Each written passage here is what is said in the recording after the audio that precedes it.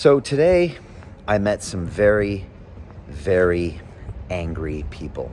And as you know, I've been on the digital battle bus now. This is our 11th day in a row going to every single borough in London. It's quite a Herculean task, to be honest with you, but it's something that I pledged I would do because I need to be on the ground to understand the unique challenges that are faced in every single one of those 32 boroughs in London. And unless I'm on the ground, then I'm just like one of these politicians at the top of their glass office tower, creating policies without actually knowing how they affect people's lives on the ground. And today I was in Brent, I was in Hounslow, I was in Ealing, and I was in Hillingdon, some of the outer boroughs on the west side of the city. And it was in Ealing where I met some very, very angry people. And there was a gentleman named Mark who came up to me on the streets. And again, all these conversations are completely social distance and we're following all the COVID protocols. But I was actually out to meet Alan Simpson at St. John's Church to give them some food because there is a massive need now in food banks because the economy is terrible and the government is not providing any way out of this. So he's having to service many more people than normal. We were happy to bring him just a bunch of food.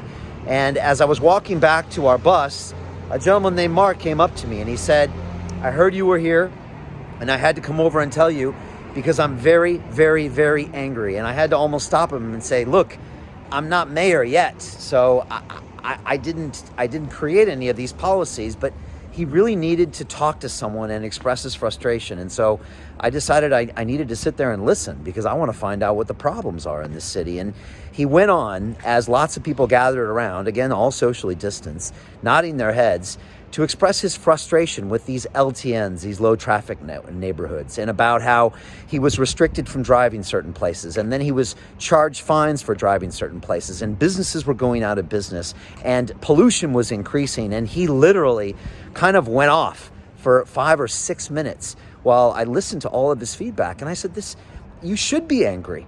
You know, these things should not be used as revenue generation. You know, I can't believe that the council would allow this to happen or that the mayor would put these policies into place and not listen to you. And ultimately, that was the problem. No one is listening to the citizens of London. And I went to Ealing today, and it was just one example of the fact that people were so frustrated. They were willing to talk to me, the mayor-elect or the soon-to-be elected mayor, and express their frustrations with the policies of the past 5 years. And it was great to listen to him because he was right.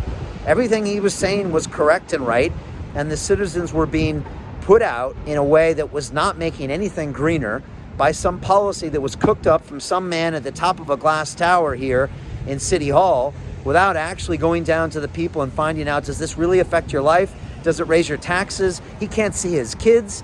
And it wasn't just Mark, it was lots of people. Marie came up to me, who's run a beauty shop in the Avenue, which is the high street there in Ealing for the past 46 years. She said, "Brian, they closed my beauty parlor down with 30 minutes notice." She said, "I can't plan for the future." I said, "I understand, I'm an entrepreneur." Not knowing what happens next is the bane of any entrepreneur, uncertainty. We've got to have a roadmap out. And she said, "Yes, Brian, I've got people I want to employ. I've got hairstylists. I need to know what's happening here."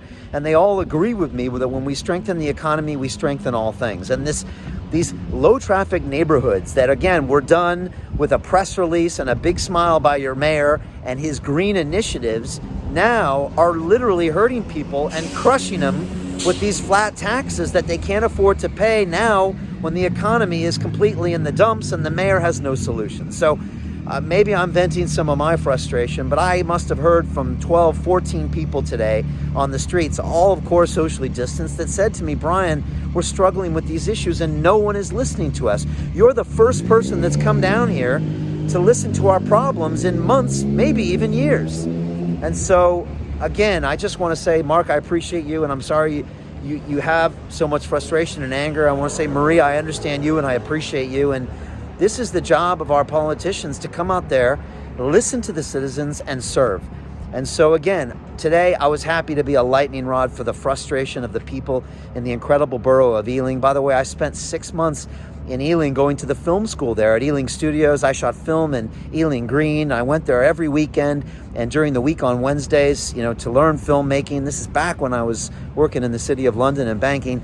And it was great to be back there. It's a great community, but it just shows you that people are angry, people are frustrated because their leaders don't listen to them. And so I just want to say, I appreciate you. I think people are honking because they recognize what we're doing here. I just want to say, Mark, I appreciate you. Thank you for coming to see me. Maria, I appreciate you too. I appreciate everybody I saw. And look, I've got a plan to take London in a new direction, to make our economy stronger, to make that we listen to you, and that policies aren't just dictated from the top because they seem convenient or they seem like they'll get votes. This is now a way of being accountable to the people. I'm now streaming live every single day from the back of the bus. I get comments in real time. I read them out. I answer questions. I promise you a new level of transparency as the mayor of London. This is not going to be easy. Trust me, I know that. And we're all going to have growing pains as this goes forward, but we will make London a better place than it is today. That I promise you. So thank you to everybody. We're moving forward. Leave me your comments below. Share this video with someone that needs it. Tomorrow, we're going south. We're going to Wandsworth. We're going to Merton. We're going to Sutton. We're going to Kingston upon Thames. We're going to Richmond. And we're going to see more people. And we're going to keep going until I can hopefully listen to every concern from every citizen and we can take this city in a new direction. So thank you so much. It's an honor to do this every day, and I promise you we will find solutions.